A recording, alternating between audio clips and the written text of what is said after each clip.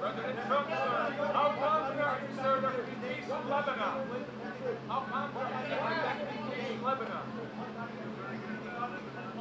Yes.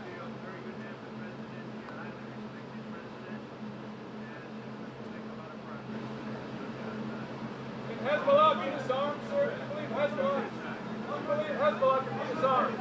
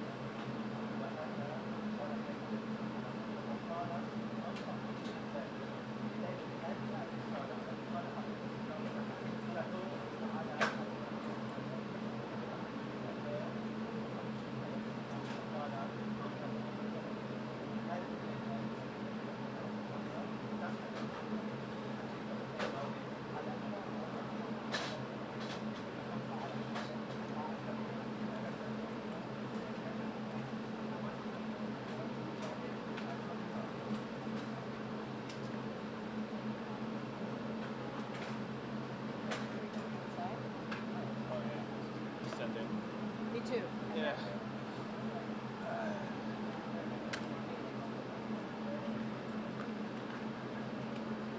Not yet.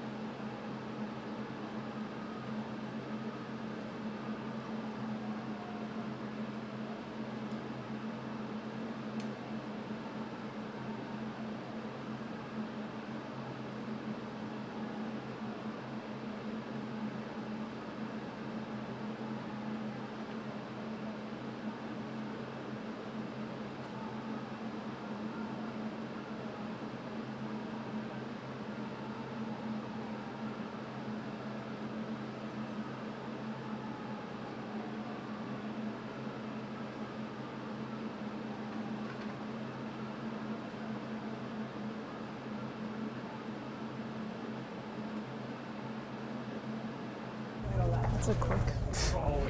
It's like you never know. Alright. So they didn't normally let us in before the press? No. Okay, great. Or like before they've even lined up. No. Nope. Excuse me. Decker, can I move you over just an inch? Thank you. Can you scoot just an inch?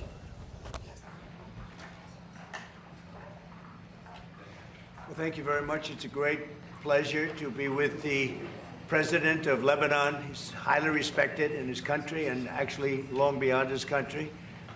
We've spoken previously on numerous occasions through representatives, and the relationship is very good. I think that Lebanon has been a very mistreated country for a long period of time. It's an amazing group of people, professors, doctors, lawyers, great intellects, and it's been hit hard for many, many decades, really. It's been hit very, very hard. And yet I have people that live in Lebanon, people that are parents of friends of mine, in many cases, and they would never leave. They would not leave under any circumstance. They love it. They love the country. And it's probably a dangerous place in a lot of ways, but they live in areas, they say, we hear bombs going off all the time, but we want to live in Lebanon. They love the country. Very smart people, very successful people, and they live there. But it's been a country of great intellect, great intellectuals. They still love it. They want to be there. And we're going to help it. We're going to help it a lot. So it's an honor to have the President and your representatives here. We've already met a couple of times, and we've had some good meetings. And we are going to solve a lot of problems. We've already solved some of them for Lebanon. As you know, there's a Hezbollah problem, but we've done some things that I think the world will take notice. Again, it's been a very badly treated place and country, and we're going to have it properly treated and treated with respect that it deserves. And Mr. President, it's an honor having you. Thank you very much. No, thank you. Thank you I've very been much. looking forward to this visit for a long time. Thank you very much. Meeting such a great president like yourself.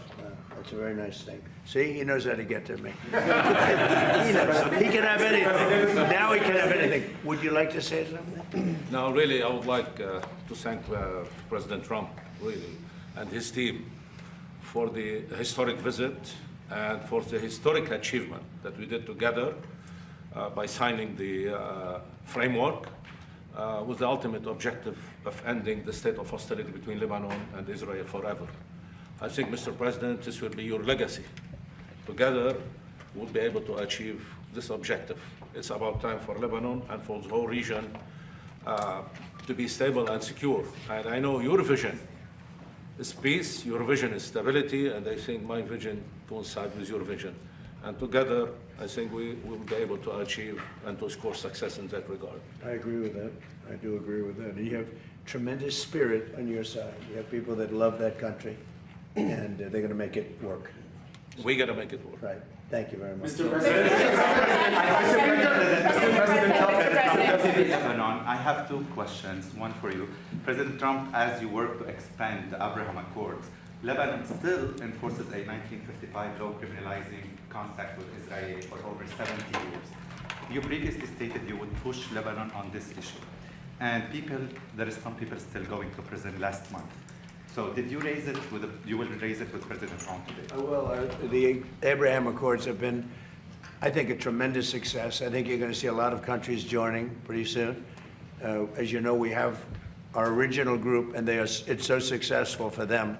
Economically successful. It's been there. Nobody left, even during this time of conflict.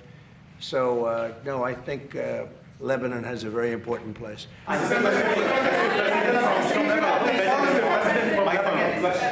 What is your level of concern of a blockade of the Red Sea by the Houthi rebels, opening up another front in the war? This is what happens. So far, it hasn't happened. It might happen. But we take care of things. If something like that happens, we take care of it. You know, we've done that with the Houthis before, and we haven't heard from them in a while since we did what we did originally. It was about 45 days of very powerful action we took against the Houthis. And we've had no problem with the Houthis. They've had no problem with us for a long period of time, including during this conflict. I think that if there is something like that, we'll just have to take care of business. The Speaker of the Lebanese parliament rejected the agreement between Lebanon and Israel and he said it's a sedition, it's going to cause civil war. He's the speaker of the Lebanese parliament and he speaks for Hezbollah. He's Hezbollah's big brother. What do you have to say about that? Well, maybe I'll let you speak to that. Actually, the framework doesn't require the endorsement of the parliament. Okay, it's part of our constitution. It's a prerogative of the president, and we are committed to it. And I think the speaker of the parliament is really wants to see the end of this war. He's from the south, and he knows he did his best to rebuild the south. But unfortunately, the south being destroyed in front of his eyes.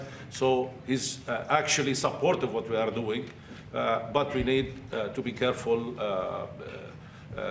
His position as a speaker and as a leader of the Shia community, we have to understand how critical is his position. But I can tell you that Speaker Berri is a man of state. He's supportive of what we are doing, and he's supportive of ending the state of hostility, ending the war once for all. I think when he sees, because I've heard that he's a good person, good man, and when he sees the progress made, I'm sure he's going to come on. From NCI TV from Lebanon. I have two questions, please. When will the Israeli army fully withdraw from Lebanon? Is there a clear timeline for that? And last question, please. Last week you met with the Iraqi Prime Minister and discussed him or described him as handsome and saying he could become one of the best leaders in the Middle East. How do you describe Which one are we talking about? the Iraqi Prime Minister?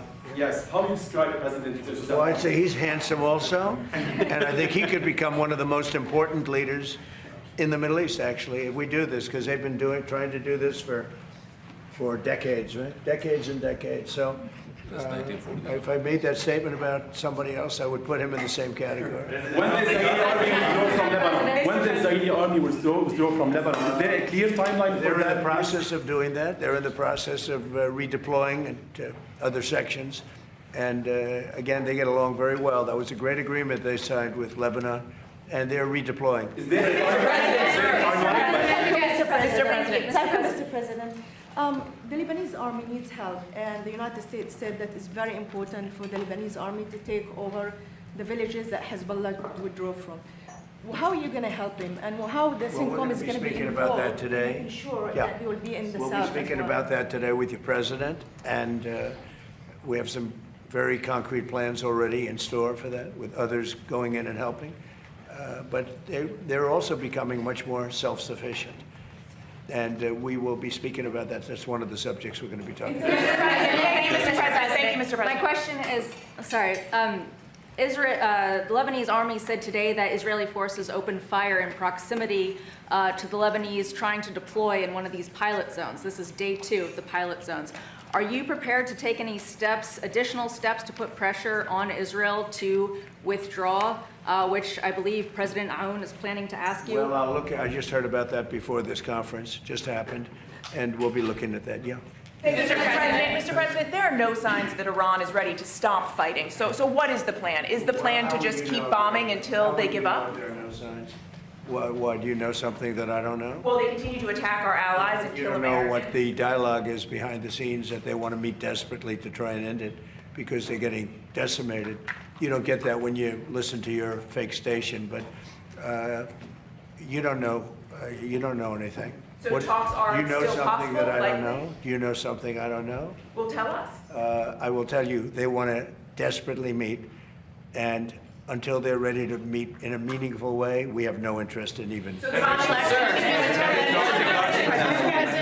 Mr. President, are you planning on putting any pressure or consequences on China for what you announced about them meddling in the 2020 election? Well, we're going to talk to them about it. It took place a long time ago. I think China is maybe a little bit different today than it was then. But look, they do things and we do things to them. I'll be honest. We do things to them too. It's not a one-way street.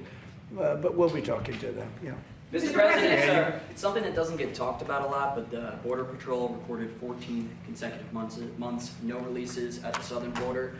This is something you talked a lot about on the campaign trail, that you couldn't run on the job that you did on the southern border. Do you feel similarly at this point in time with midterms, considering how well of a job you've done? What is the lesson to be learned about Border Patrol? Well, thank you for that question. The fact is, and maybe it pertains a little bit with respect to you and borders and everything else, we had a border that was totally out of control. I probably won the election, at least partially, on the border, would you say? And the border now, we literally in 14 months, I think it came out this morning, actually, it was just announced, and in 14 months we had nobody coming through, zero people. I have to understand, millions came through, and we had 0 people come in illegally into our country. And that's made by people that happen to be Democrats, largely Democrats, the people that do those stats. And I'm sure they don't like saying it, but we really had virtually nobody coming in, and they actually say nobody, not even virtually. So it's amazing what's happened there, and very people talk about that anymore. You know, they don't like talking about that. They don't like talking about Venezuela, where we lost no people. I'll be going to Dover for something that I feel it's a great honor for me to do it. These are people that want it, and they feel like I do, that Iran cannot have a nuclear weapon. Very simple. It's a very simple dictum. They cannot have a nuclear weapon, and they won't have. They're not going to. They have no chance of having a nuclear weapon. And as far as Iran is concerned, I'll let Pete maybe say a couple of words, but we are doing very well. We are degrading them at levels that nobody thought was possible. They're being degraded really so seriously. They did slip something through in Jordan, and if we had other operators, you know, would not happened, unfortunately. But because we have the best equipment in the world, you know, we've stopped almost everything. But when you let other people do your job, with the United States, we let other people do the job, and sometimes it doesn't work out so well. But we're going to be going and paying our respects at Dover. Pete, would you like to say just how we're doing, generally speaking? Well, it'll be an honor as well to join you at Dover to recognize these incredible Americans who committed to the cause just like you are. Something no president's been willing to do. 47 years, they build up a conventional capability like the North Koreans did. Remember, that's how North Korea made their way to a bomb. So much weaponry that no one was willing to stand up to them. President Trump was, and it continues to this day. Iran's been given every opportunity to negotiate. To show that they're reasonable on the Strait of Hormuz. But if they're going to shoot at commercial shipping, then we're going to hit them, as the president said, 10 times harder, which every night we're degrading them further and further. And the president has all the options necessary. If they want to talk, they can talk. Otherwise, they can deal with the War Department, and we're prepared to do that. The blockade is up and fully, I mean, it's, nobody gets through. Nobody gets through the blockade. It's like a steel wall. Mr. President, thank you, Mr. President. Yesterday, there was another attack on an ICE facility, this time in New York City. What, in your view, is prompting these attacks, and do you have a message for those who are attacking ICE? You're talking about the fire that was set in front of the federal building? Well, this is what's happening with the people that they allowed to come into our country. They shouldn't have allowed them to come in. They shouldn't be here. They're radical lunatics, and I'm getting them out. You know, we're getting them out at a pace. You know, we've gotten rid of more than any other president. I read stories, they try and give you phony stats. I was with Tom Homan this morning. He'll give you the statistics if you want, but we're getting bad people out of our country at levels never seen before. There's never been a time when more bad people, and you take a look just here in Washington, we took out almost 5,000 hard-line, hardcore criminals, most of whom came in during the open border periods of the previous administration. An amazing statistic, and this is something that I hate to be talking about in front of the president of Lebanon, but he's got his problems and they're different problems, but we don't have any problems in Washington, D.C. We've wiped out about 92% of the crime, and we're going to get very close to, I believe we're going to get close to 100% of the crime. And if you take a look at this city and compare this to what it was 15, 16 months ago, this was a dangerous city. I don't know how, I better not compare it to Lebanon because I don't exactly have your stats, but it might have been Lebanon was safer. This was a dangerous city under the previous administration, Biden, and now it's a very safe city. There was an article that came out 2 days ago that Washington, D.C. has made the greatest progress of any city in the nation. Now, Memphis also, and New Orleans also. And if they would ask us for help in Chicago, we would turn that around so fast. If they'd ask us for help in New York, we would turn that around so fast. Los Angeles, we would turn that around so fast. But the stat that's so amazing is that 2% of the people create 91% of the crime. Think of that. It's a great stat. Because if it was 70% of the people, that's a problem. If it was 20%, that's a 2% of the people create 91% of the crime. Think of that. 2% of the people, you can handle that easily. So Washington, D.C. is now one of the hottest cities in the country. We have the hottest country in the world. But Washington is now hot. And I do have to say one other thing. We just had the World Cup, as you know very well. And it was the most successful World Cup ever. We didn't even have a protest. We had no crime. With all those events, it was like having many, many Super Bowls. Each one was like a Super Bowl. And with all of that, we didn't have crime. We didn't have bedlam. Everybody left here with a different opinion than what they read in the fake news. They love this country. I saw Scotland. I saw Norway. I saw all these countries. I mean, the level of love that nobody wanted to leave. And I just want to congratulate everybody, the job that we did, and all of us, everybody in this room, because everybody in this room was involved. The vice president was very much involved. It was amazing. I was with Johnny the other day. The job he did is great, but he said he never thought in a million years it could be so free of any difficulty. Think of it. We didn't even have a protest. Not only no crime. Now, there's a reason for all this, but part of it was that people just wanted to pull together. This country, for like a 4-week period, just pulled together. Really amazing. And I didn't want to say it before the final. I didn't want to say how well it was doing. I wanted to get the final up with, because you never know. It only takes a bad moment. But we just had the most successful World Cup in history. Did 5 times the business of any World Cup in history. And I can't wait to get him back, but I think we won't be able to get him for the next time. Do you feel safe here, especially with this upcoming? Do you feel safe, especially considering the attempts on your life? I feel safe. Why wouldn't I feel safe? Mr. President, I'm Pedro Ghani from Al Jadid. Are you still speaking with Hezbollah? You said in previous interviews that you're speaking with Hezbollah. I wouldn't say that, but I would speak to Hezbollah. Yeah. I speak to everybody. I'll speak to people that a lot of people think I shouldn't be speaking to, and things work out. I would speak to Mr. President, I would say this: if the president wanted me to speak to Hezbollah, you know, he's lived with Hezbollah for a long time. And if the president wanted me to speak to Hezbollah, I would. You know, I would. Mr. President, follow up on Iran. If the Iranians do not make a deal, ultimately, how long will it take for you to stamp out their threats to the Strait and enable full shipping? So if we left right now, it would take Iran 20, 25 years to rebuild. Okay? And we're not finished at all. But if we left right now, it would take them a long time, years to rebuild. But we're not leaving right now. So we've had a big impact on Iran. If we didn't do what I did with regard to 2 things, the Iran nuclear deal done by Barack Hussein Obama, I terminated that. If I didn't terminate it, you wouldn't have Israel right now, because they would have had a nuclear weapon years ago.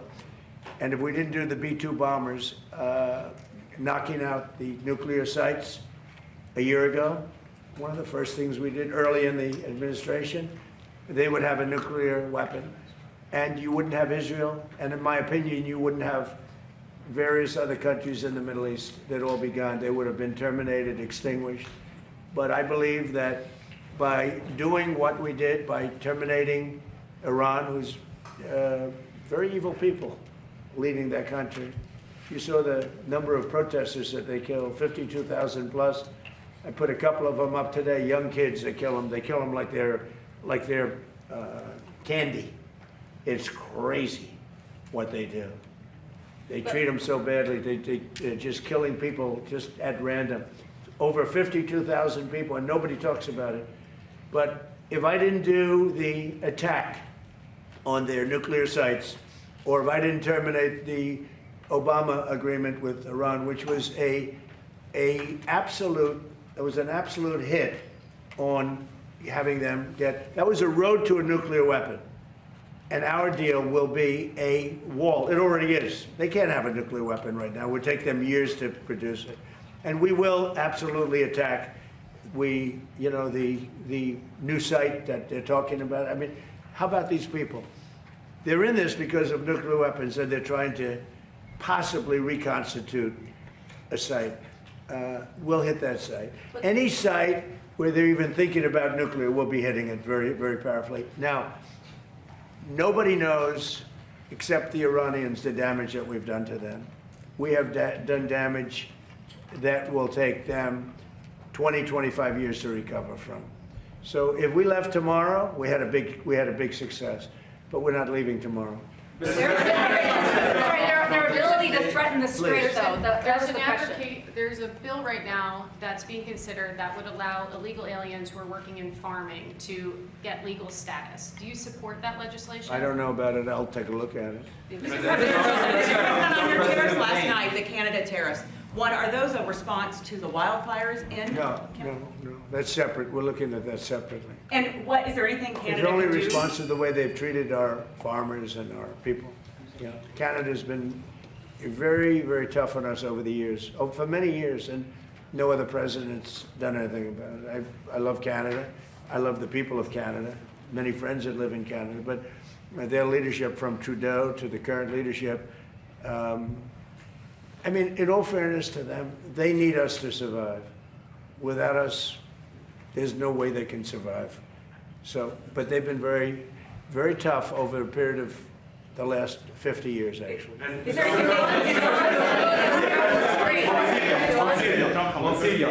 Tony Murad, LBCI TV from Lebanon. Do you still support Syria entering Lebanon to disarm Hezbollah? You mean coming in and doing something with Hezbollah? Yes. Well, it's a concept, we get along very well with the president of Syria. He's done a very good job.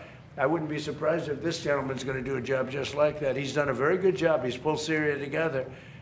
He would like to come in and do something with Hezbollah. They've been fighting. He's been fighting Hezbollah for a long time.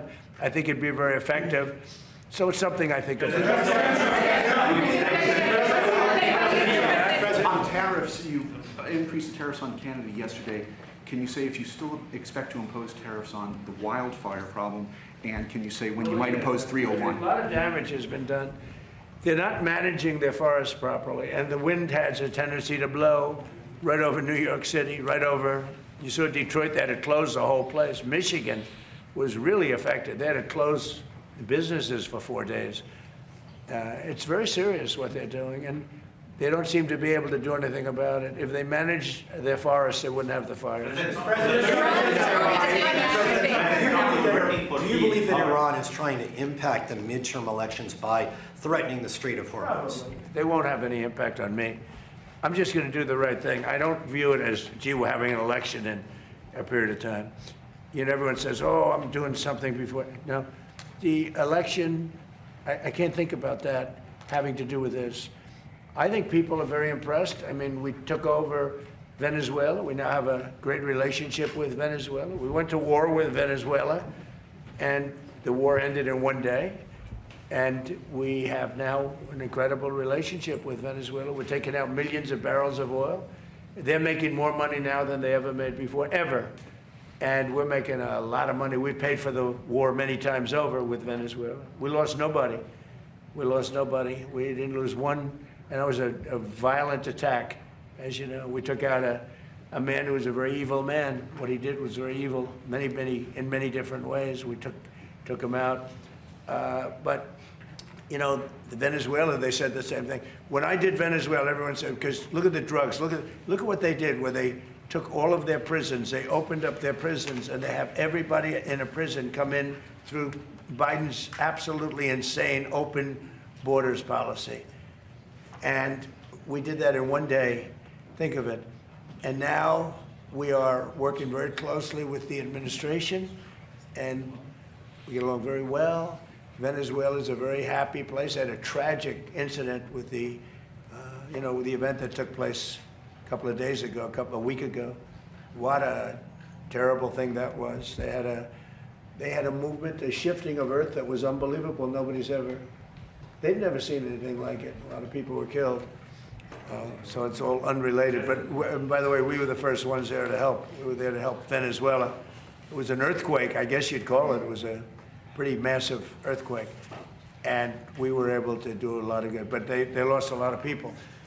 Venezuela, the people are so happy that we're there. The jobs, everything's happening. And we're taking out many, many times the money that we spent on the war. This one, Iran is bigger. It's a more complex situation, but we're probably doing equally as well if you look at the damage that's been done. And again, as I said to the young man that just posed the question over here, if we left today, it would take them decades to rebuild, and I don't believe they could ever rebuild. And honestly, they haven't seen anything yet. We've been nice. We've been nice. Haley Bull with Scripps News. Thank you for the question. Do you believe that Iran has moved nuclear centrifuges into Pickaxe Mountain? And when you say we're not done yet, what is left to finish? Well, I think that they may have. We don't have it on record. All we do is read the fake news. You know, we see the news is so wrong so many times. So, you know, maybe this one they have right, but it's okay. It doesn't mean anything unless they have the material. You're talking about the centrifuges. Yeah, it doesn't mean anything unless they have the material. They don't have. We follow the material. That's where the action is, and we'll be hitting that area probably pretty soon. And there's not a thing they can do about it. You know, normally I wouldn't say that. If I thought they could do something about it, I would never say that. But we'll be hitting that area pretty soon, and very heavily. Mr. President, 2 years ago during the campaign, I interviewed you and you told me on MTV Lebanon that the peace will happen in Lebanon. And every word you said during the interview, it's happening today. Like from the first day in the administration, you were working hard for peace. I've been here daily. I understood Lebanon, and I understood how horribly Lebanon has been treated as a country. They've been like a whipping post. What's happened with Iran and with Hezbollah, but Lebanon's been treated incredibly badly. And maybe I'm a little prejudiced in favor of Lebanon because I have so many Lebanese friends. You're not at all. Well, no, but there's so many Lebanese friends. And so I understand Lebanon. Tom Barrack is Lebanese, the ambassador. Regarding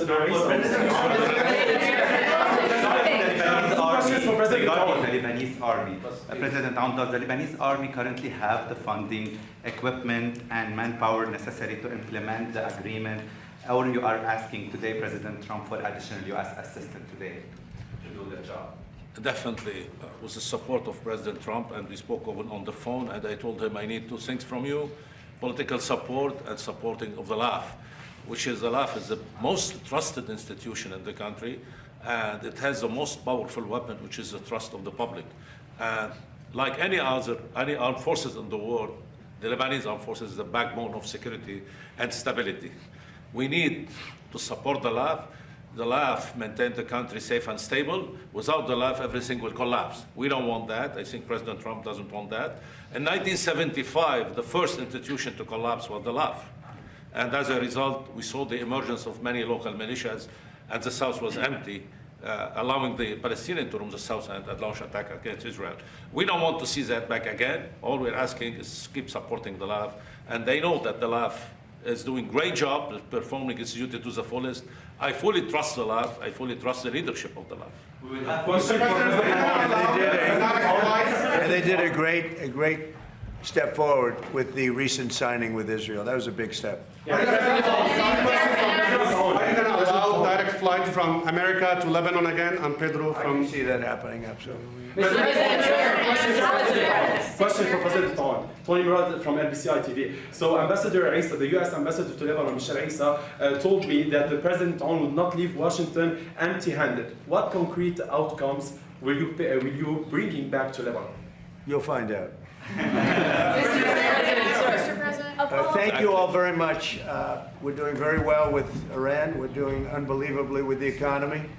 We have investment. As you know, Toyota is coming in with the biggest plant, I understand, anywhere in the world. They're leaving Mexico. They're coming into our country. It's going to come into Texas, to be specific. We have more plants under construction now than at any time, by far, by many times.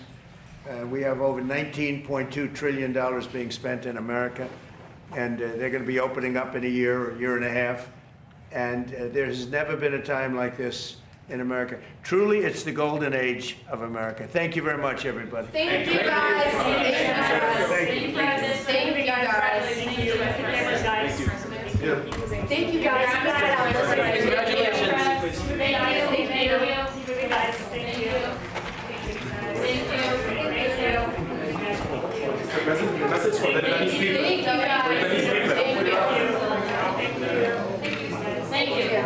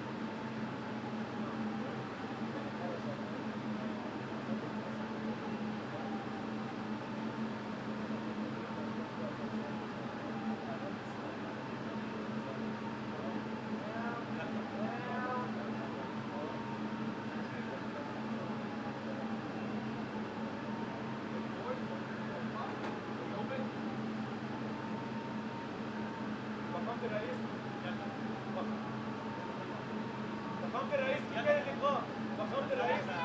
فخامة الرئيس